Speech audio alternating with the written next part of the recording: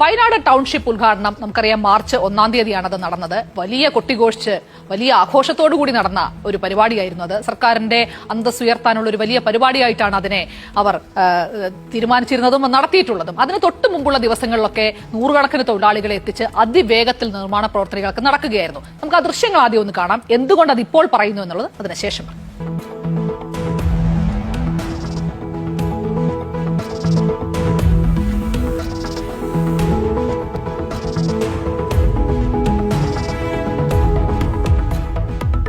അപ്പൊ അങ്ങനെ എടി പിടിയുന്നായിരുന്നു അന്ന് കാര്യങ്ങളൊക്കെ തന്നെ നടന്നത്. ഇനി ഉദ്ഘാടനം കഴിഞ്ഞ് ഇപ്പോൾ എന്താണ് അവസ്ഥ?